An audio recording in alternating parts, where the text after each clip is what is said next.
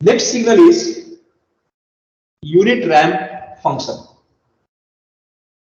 The next signal is, second one is unit ramp function. Unit ramp function. So this unit ramp function continuous time is represented by R of t, and which states that R of t is equal to t, R of t is equal to t for t greater than or equal to 0, and this is 0 for t less than 0.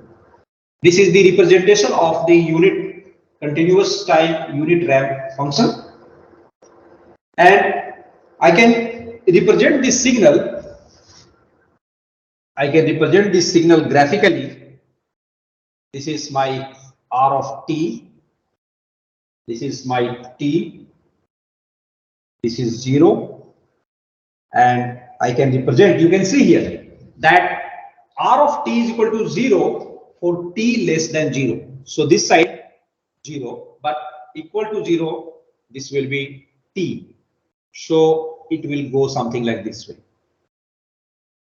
So you can see that if I am taking R of 1, if I am taking R of 1, it will be 1. R of 2, it will be 2. R of 3, it will be 3, and so on. So you will find a graph something like this way. If you connect all the points, you will get this is a ramp function. Now, what will be the slope of this ramp function? The slope of this ramp function is equal to 1.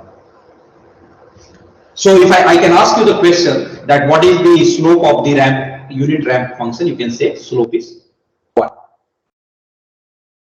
Now, if I want to shift this unit ramp function to the right side or the left side, similarly you can write R of t minus a, just as we did in the previous discussion.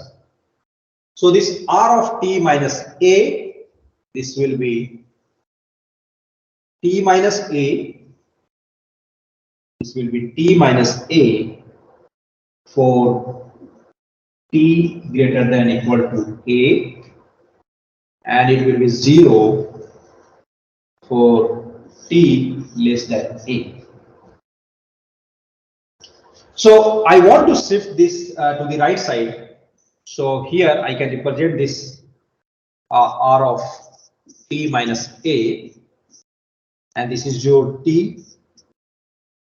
This one I want to shift it by a, so I can take a any value. You can take 1, 2, 3, whatever. I am assuming as a. This is my 0. So this signal will shift like this way, and the slope is also 1.